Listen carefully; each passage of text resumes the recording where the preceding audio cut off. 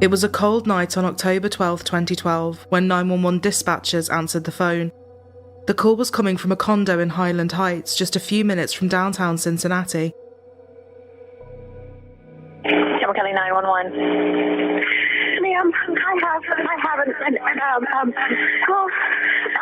I killed my boyfriend in self-defense. Okay, where are you at? I'm at 12 Meadow Lane, Highland Heights, Kentucky. 41076. Is it Meadow, anything else? Meadow View or something? No, 12 Meadow Lane, ma'am. I killed him in self-defense. Okay. Tell me again what unit you're in. It's not showing in my computer.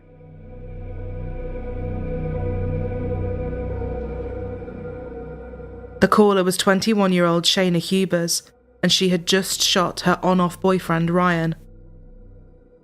Hold on.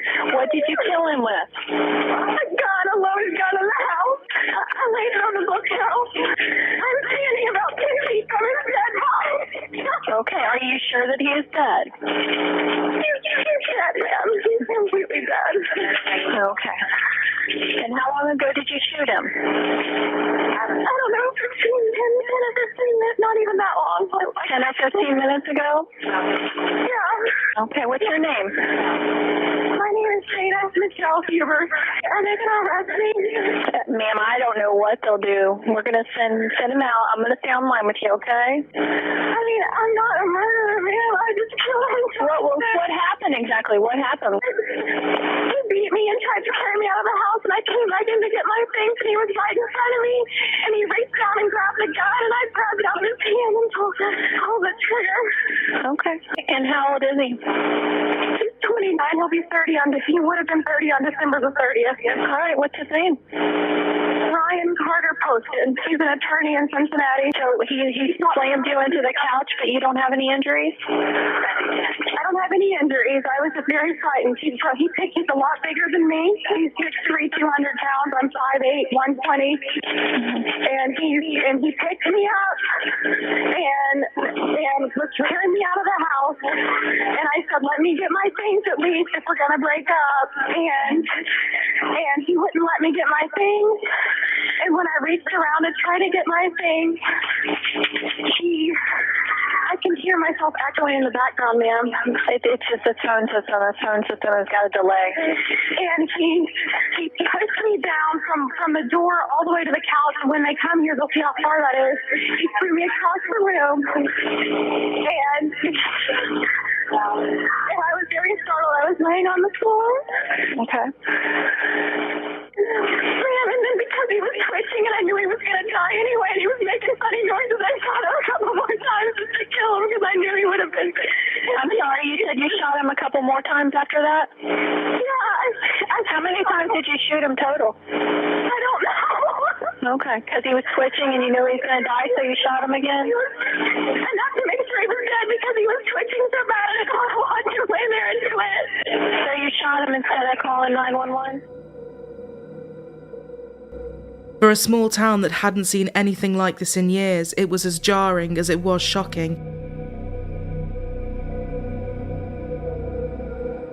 Shayna Hubers was taken into the police station to give her version of events. You want something to drink? Want some water? Do you smoke? I will. I can. All right, you can have a seat. I'll get you a cigarette too. Okay, I'll be with you in just a second. You're fine. What was his name? The man that I killed. Ryan Poston. I don't live with him. Okay. Is that his address? That's his place. Okay, what's your address, sweetheart? The victim was 29-year-old Ryan Poston. He was found slumped on the floor, face down, between a table and the radiator, blood covering the wall behind him and the table. Shayna had shot him 6 times at pretty close range with his own gun.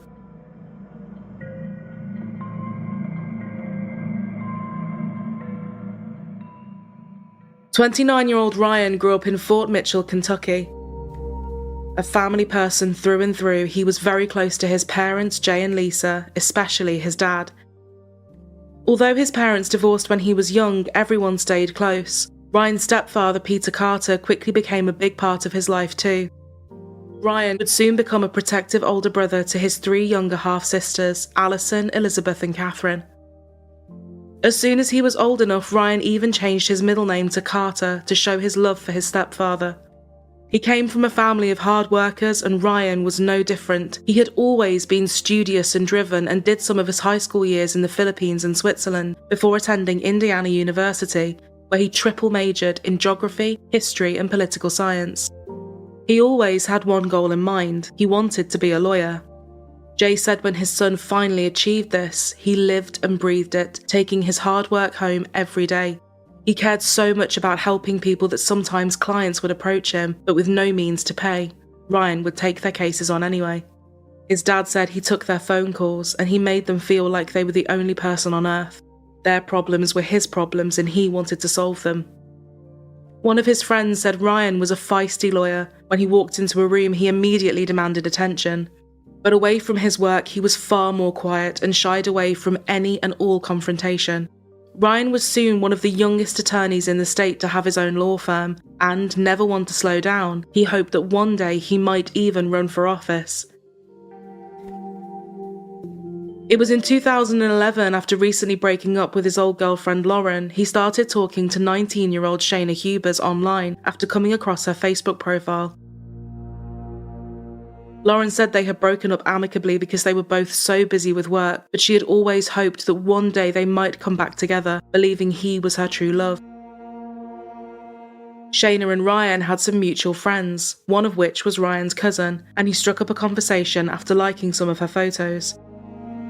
In April 2011, Shayna turned 20, and after talking for a few months online, the pair met in person.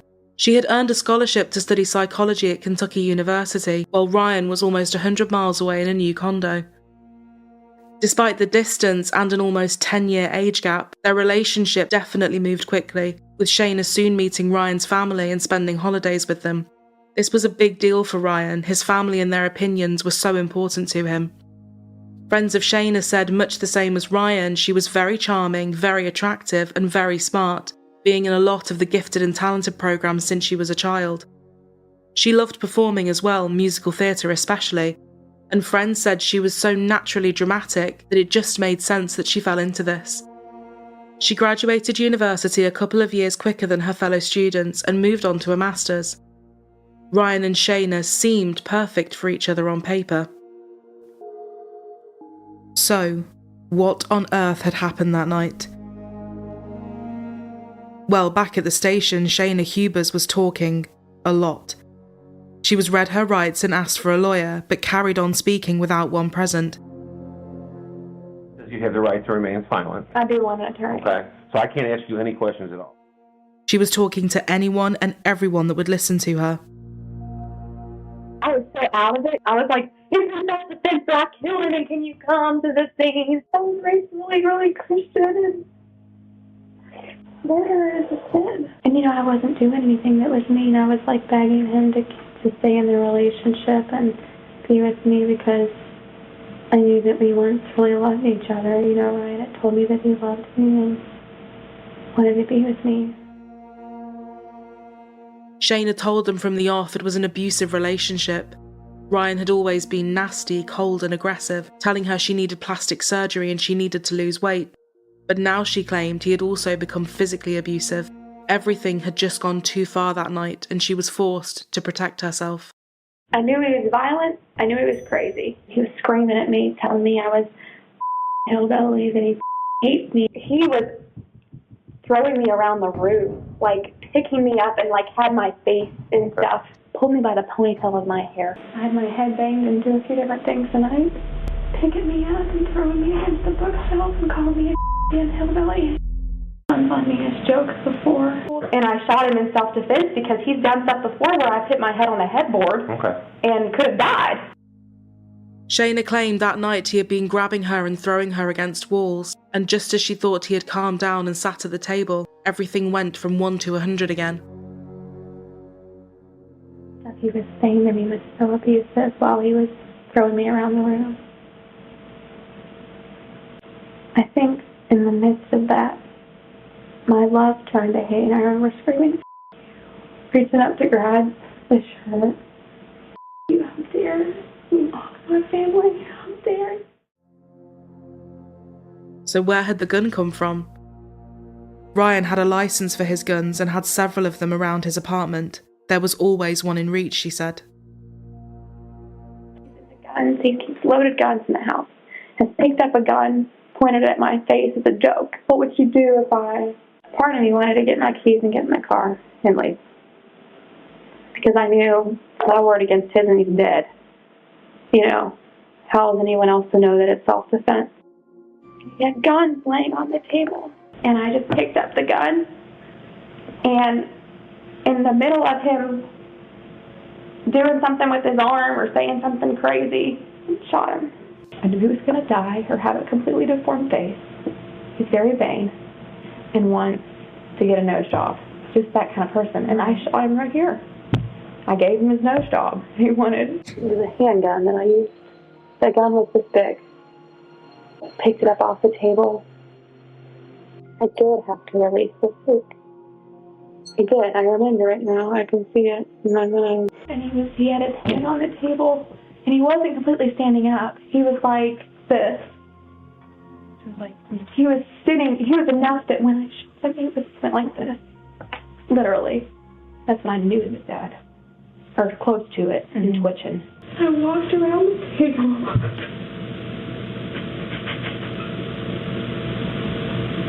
And I think that's when I shot him in the head. I shot him probably 6 times. Shot him in the head. He fell onto the ground. He was like laying like this. His glasses were still on. He was twitching some more. I shot him a couple more times just to make sure he was dead. Because I didn't want to watch him die.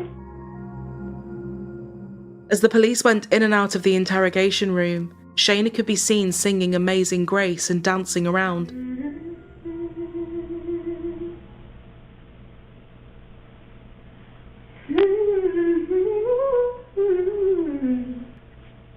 How sweet. I'll be right back. Thank you.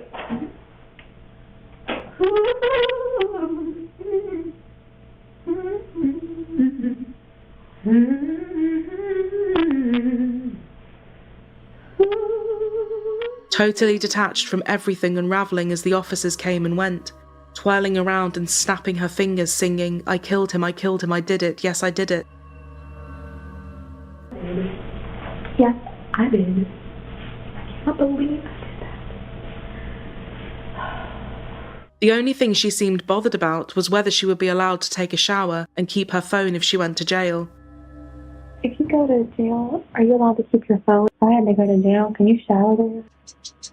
Or do you just get really dirty? You have very pretty teeth. Did you have orthodontia? If I don't get any serious consequences, that I could really be happy just having a career and maybe not even ever getting married. Because this is very traumatic, you know.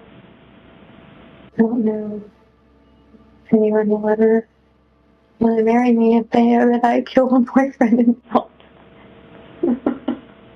It's not funny, but... She talked so much and so fast that officers said they were switching out of the room periodically so they could take a break from her. What are they going to do with me? They told me to come here and sit with you.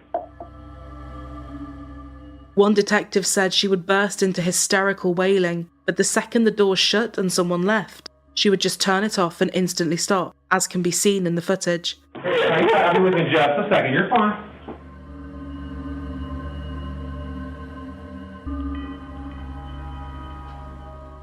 He said he never saw a tear, just someone mimicking crying.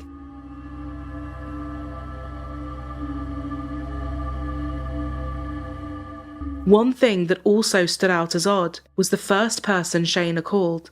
It was not 911 as they had first thought. She had actually called her mom. 15 minutes later, she then called 911. The only sign of a disturbance in his apartment was by the table where he had been shot. Shayna described him throwing her into a bookcase at one point, but the bookcase showed everything neatly lined up. Things on there would most definitely have fallen over if someone had been thrown into it. Shayna could not stick to a story for longer than a few minutes. On the 911 call, she said Ryan was holding the gun and she had to wrestle it away from him. Now she was saying she had grabbed the gun off the table. With each version of events, the gun plus the two of them moved locations. Police simply did not believe any of her stories, and her actions when they were out of the room seemed just as damning as her words. Thank you. They said although she had tried to frame the situation as self-defense, the way she was talking about what had happened just was not pointing in that direction. She had let the officers take photos of her body so she could show them some of the marks caused by Ryan in this fight. Although there were a couple of bruises and light marks, detectives weren't convinced these proved anything at all. Some marks looked very old and could have come from anything.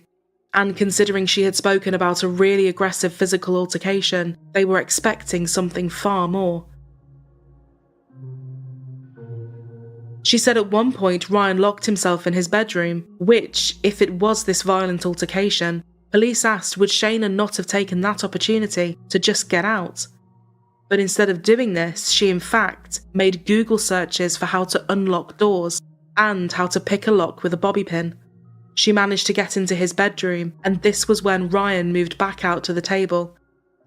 It seemed Ryan was trying to hide from her. After a lengthy 3-hour interview, there was nothing else police needed to hear. She had said it all, and then some. Here's what's going to happen right now, Shayna. Okay, with everything that we have, I'm gonna have to charge you with murder. What degree? Murder. There's no degree. They charged 21-year-old Shayna Hubers with murder, and she was held on a $1.5 million bond. They felt even more confident when the autopsy revealed she had shot him 6 times in total, but the first shot was to the right side of his head, at a downward trajectory, and this would have been enough to get him to fall to the floor. The following 5 bullets were total overkill. The first shot was not in front of him as he had stood up, it was at the side of him as he was sitting down. All the autopsy did was show someone shooting in a blind rage. It was close, it was personal, and it was angry, and it did not seem to point towards self-defense. As the police were building their case against Shayna, Ryan's family were also busy, taking on the awful tasks of funerals and finances. After the police got everything they needed from his apartment, his dad Jay went over. The blood was still on the wall and the floor. Jay said he just lay down next to it and screamed. I screamed at God, and I screamed at just everything, he said. He went back every day after that, before one day he decided he had to scrub the blood away. I just felt this need to take care of my son like I had for years. I didn't feel like it was right for anyone else to do it except me. I didn't want some stranger coming in there and seeing what happened to my child. I wanted it to go away, he said. People in Ryan's life said this narrative of him being an abusive and aggressive person was just so far from the truth. Ryan's best friend Ali said the first time she met Shayna, she just knew this was not the girl for him. She made it clear that Ryan was hers, and he had no room for friends, especially female friends. She was glued to him all night in a way that frankly made people feel uncomfortable. His ex-girlfriend said that nothing about what Shayna was stating about their relationship rang true when they looked at their own time with him. It was possible that this time was different, but it just seemed so unlikely. And messages from Ryan's phone were definitely painting a picture of Shayna. Ryan and Shayna had been on and off for about 18 months, and despite their initial chemistry, their relationship quickly began to sour. Ryan had had other things going on besides an already tough job and relationship. He was in hot water with his old business partner who had launched a lawsuit against him after he left to start his own law practice. Shayna didn't seem to understand that Ryan's time had to go between other things as well as her. She would phone him repeatedly, once sent him 75 texts in just 1 hour. But the messages overall were literally in the hundreds of thousands, the police said. For every 1 reply she got from Ryan, she would send about 50 messages back, bombarding him until he replied again. But when Ryan would tell her he needed space, Shayna would just get in her car and drive to his condo, crying and begging him to take back what he said. She was completely obsessed with him, and she couldn't and wouldn't accept that he wanted to walk away. After a rocky spring, Ryan, against everyone's pleas, still hoped the summer might be different and decided to give things another go. But it was just not meant to be, and he told everyone he decided to finally end things for good. But Shayna did what she normally did, driving all the way out to see him. Ryan texted Shayna saying he was putting an extra padlock on the door and turning his phone off. She responded with over 100 messages before turning up with a spare key and letting herself in.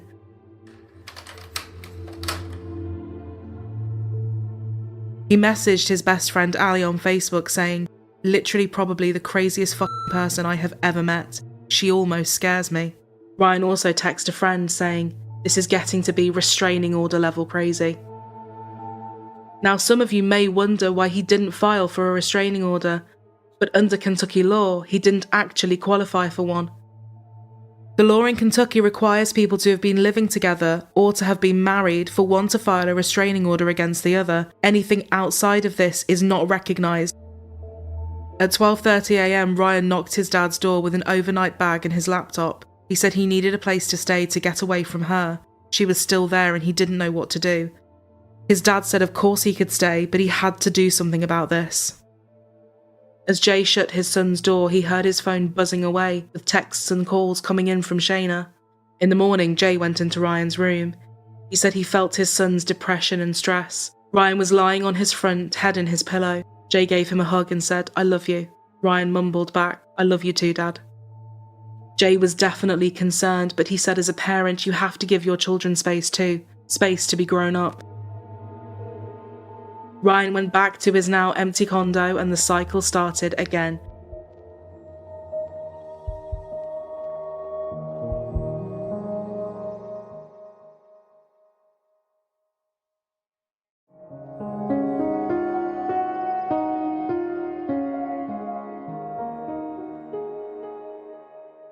One of Ryan's neighbours who had gotten close to Shayna said Shayna had shown her bruises allegedly at Ryan's hands.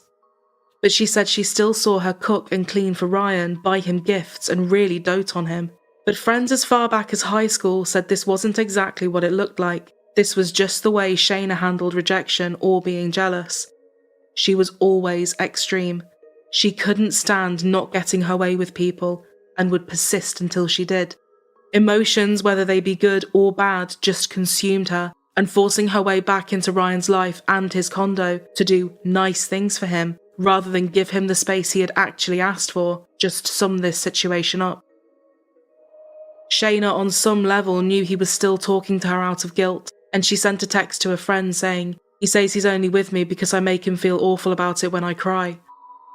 Some people, including Shayna's mother, say Ryan was guilty of sending mixed messages to her. Every time he broke up with her, he took her back. But others that knew Shayna said she was a really hard person to convince of something. It wasn't over until she said it was. He didn't want to upset her because her behaviour was even harder to deal with, but he didn't want to be with her either. He felt very trapped and it was a lose-lose situation.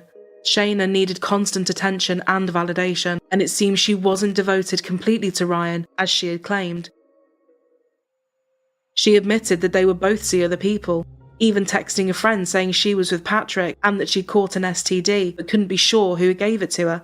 Allegedly, Shayna had fantasized about killing Ryan before at a shooting range. She sent a message to a friend saying she wanted to turn around, shoot and kill him, and play like it's an accident.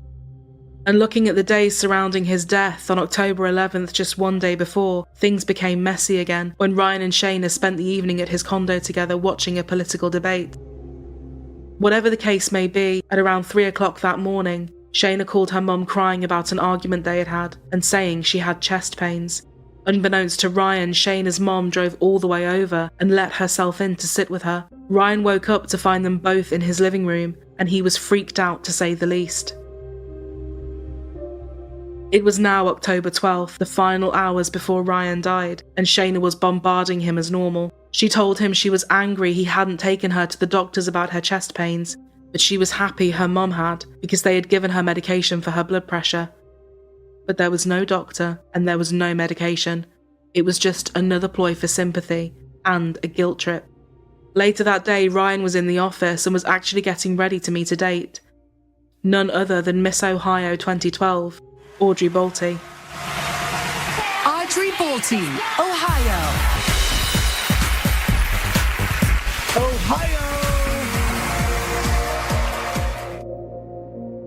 He left work as normal, but mentioned to his colleagues on the way out he was seeing her in the evening for some drinks and a game of pool. He was really excited. One of his colleagues pulled a face, concerned about Shayna's reaction. She even went as far as to ask Ryan to call a locksmith and pre-warn the police, but Ryan hadn't told Shayna and had no plans to. Now, whilst Shayna hadn't mentioned Audrey's name in any of her interviews, her Google history showed she had looked Audrey up and downloaded a picture of her just a couple of hours before Ryan was shot. Those final conversations in that Highland Heights condo will never be known, but many think that when Ryan told her it was over and asked her to leave, he could have mentioned his pending date with Audrey, who he was literally minutes away from meeting. This would definitely be a motive for her wanting Ryan dead, because put simply, if Shayna couldn't have him, no one could.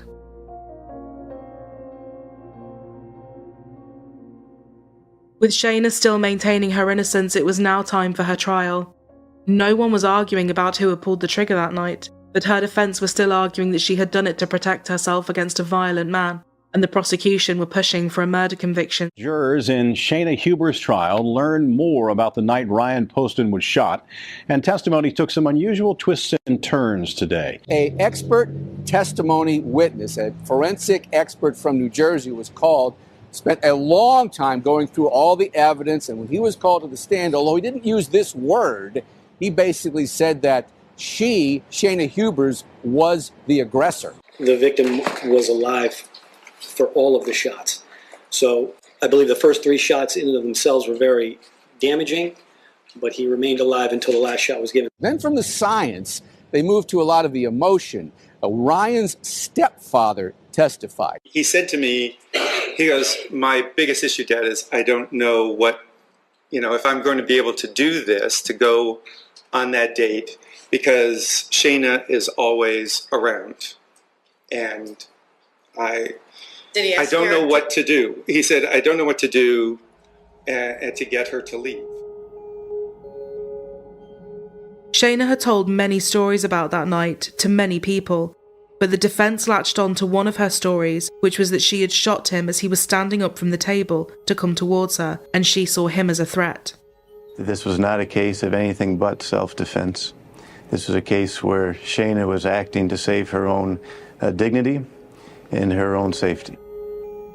She then fired the other 5 bullets because she saw him still moving on the floor and she still feared for her life.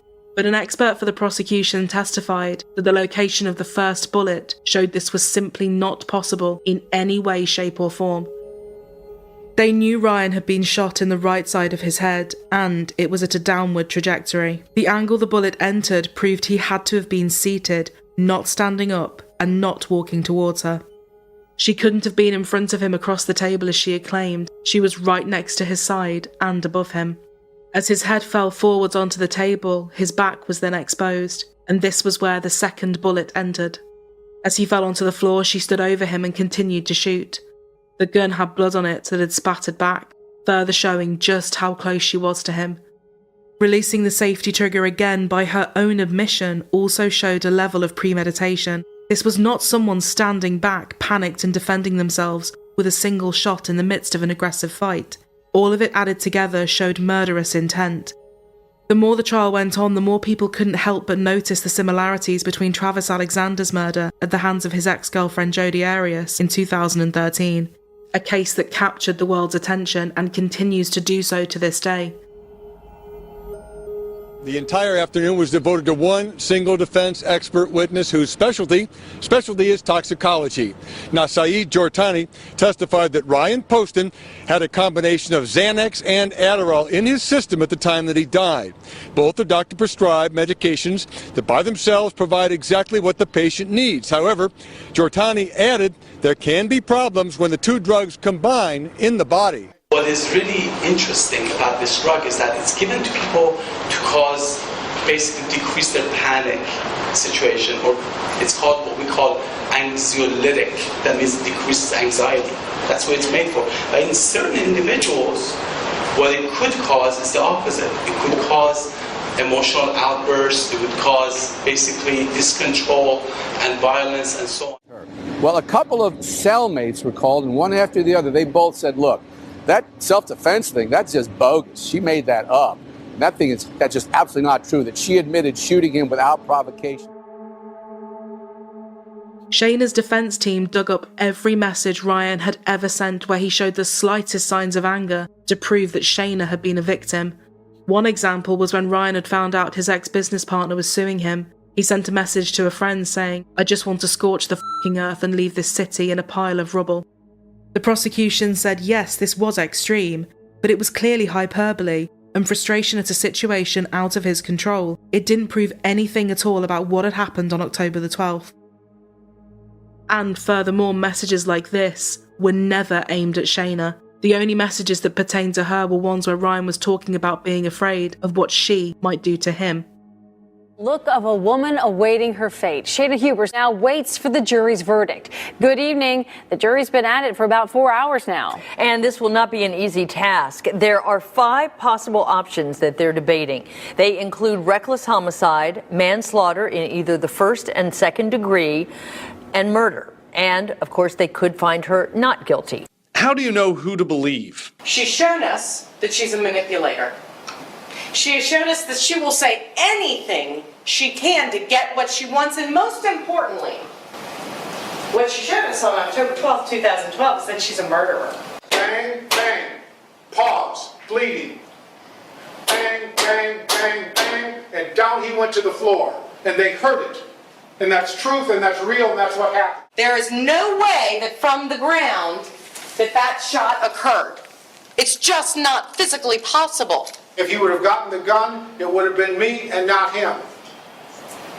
We know that because she repeated it over and over again in the police station. Her true character showed when she thought no one was watching. I did. Yeah, I did. I believe.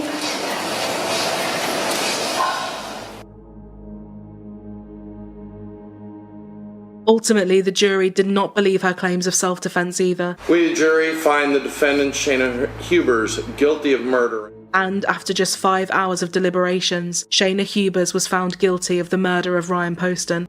Shayna, someone once so talkative, now had little to say aside from, "And I'm sorry to my family and I'm sorry to my friends for letting them down. I am sorry for the money that my parents have had to spend on attorneys. I feel like I was led on. I feel like I was manipulated, used, and abused." Hubers makes one last plea to the judge. It was never about Ryan's family. It was never about them. I don't mean to hurt anyone else. I never meant to hurt anyone else. This case comes down to one phrase.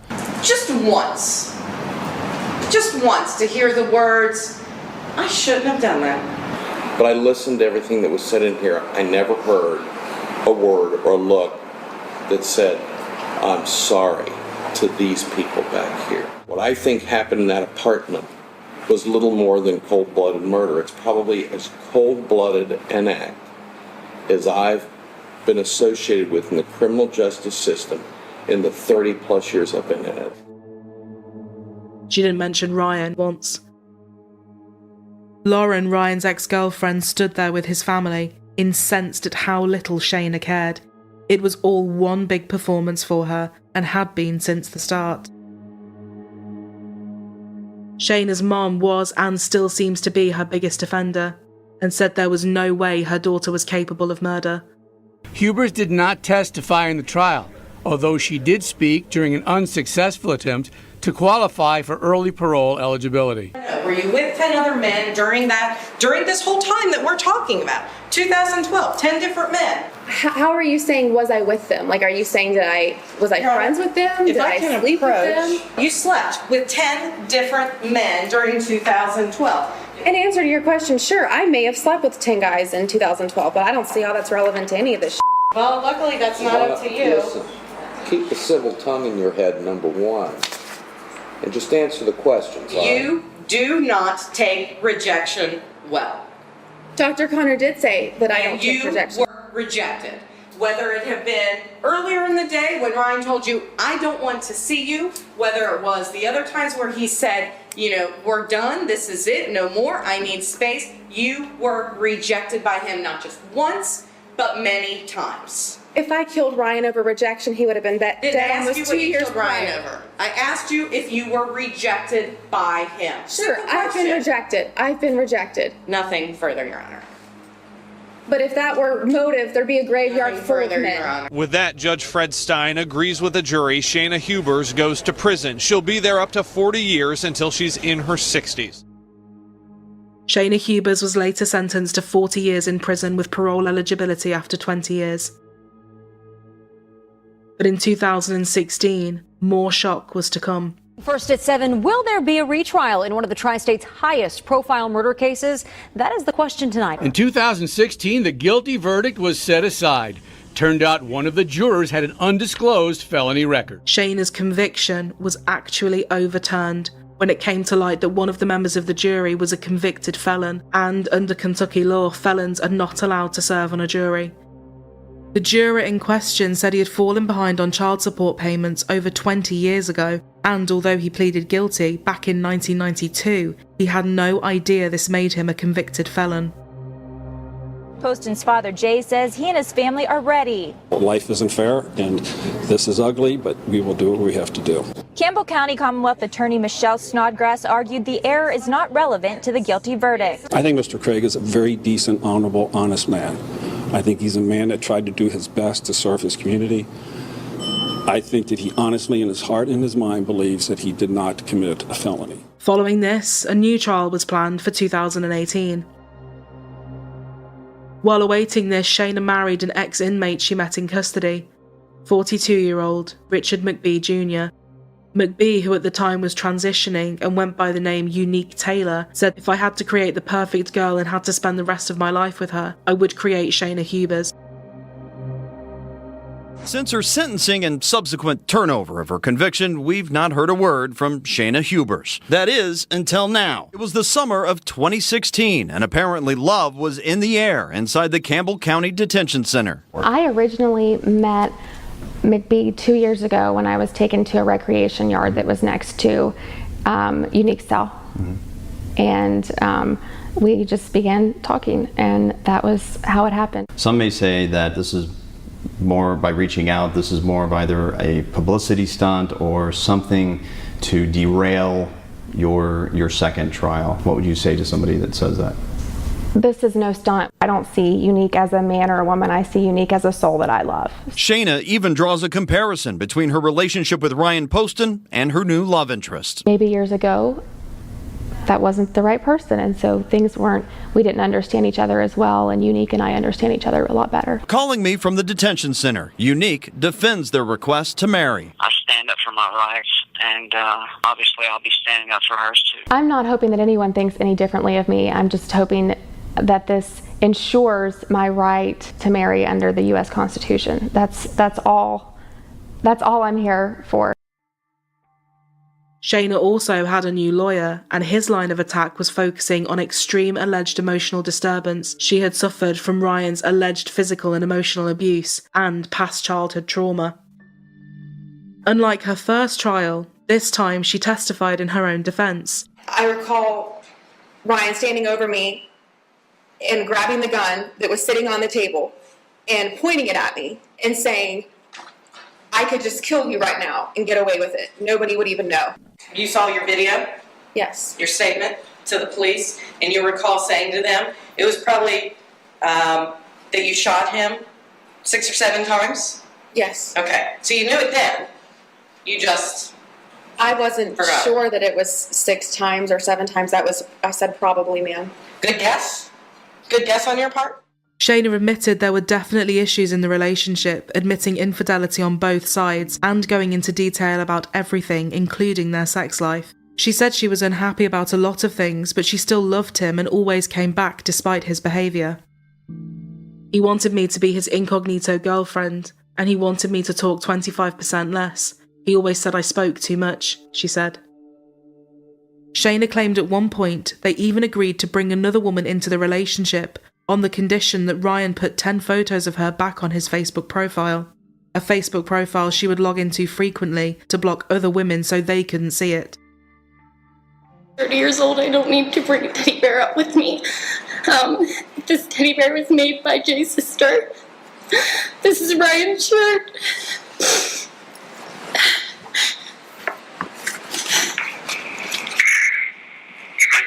Ryan Poston. I'm sorry, but I'm unavailable right now. If you could leave a message, I will call you back as soon as possible. Thank you. That's it. That's all we have on voicemail. A psychologist on the defence's side said that an insanity plea was not going to be an option. He did say, however, he believed that Shayna had borderline personality disorder, was narcissistic, and she had post-traumatic stress disorder and showed signs of secondary sexual abuse trauma and sexual dysfunction.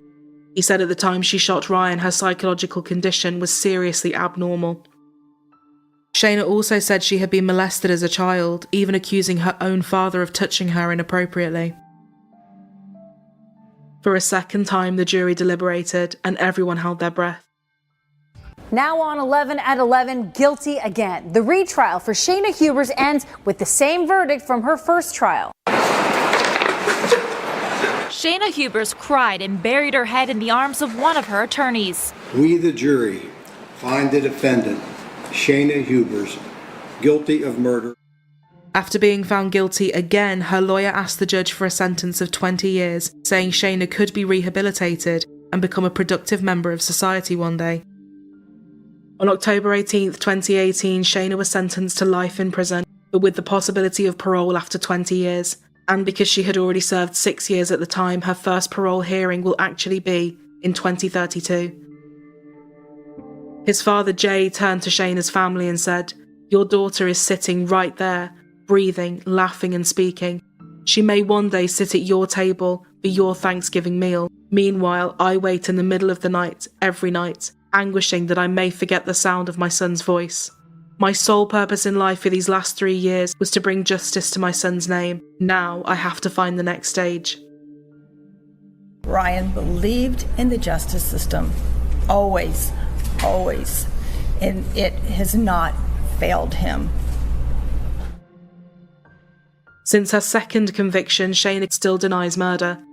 She also announced that she was seeking a third trial. Convicted killer Shayna Hubers has filed for divorce. Shayna's marriage in prison ended in divorce in January 2019, and she announced that she was on the hunt for someone new. Using the Writer Prisoner website, she said, "I have grown much since the 21-year-old girl I was in October 2012 at the time of my arrest. I'm looking for someone who won't judge me by my past, but by the woman I've become. No one really knows or can explain what I've been through besides me. It can be hard being judged by false conviction theories in the media, used to obtain television ratings, and a conviction and maximum penalty in court." In terms of social media and in the jury of public opinion, there are still people that believe she was acting in self-defense and is at her core a good person. Others believe she is exactly where she should be, locked up and unable to hurt anyone else. For everyone that knew Ryan, yes, she had been found guilty twice, which was a relief, but it was hard to fathom her one day being out, and frankly so soon. Ryan's dad, Jay, adopted his dog Oliver and takes him everywhere, believing a little part of his son is still with him that way. He was asked how on earth he could ever recover from something like this. He said, "There is no way. I am frantically looking for him, or he's in danger and I cannot help him. It is horrible to wake in the dark of night with your heart feeling as though it is going to burst from your chest and tears running down your face. Since Ryan's birth, I gauged my well-being by his. My plan in life was always I would be with my son.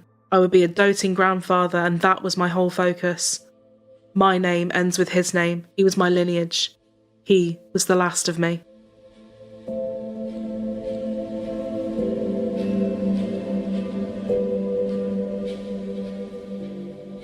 Thank you all for tuning in. If you would like to support our channel and help us to continue to make our content, we have a Patreon with many perks, including exclusive episodes, behind the scenes, and ad-free early access.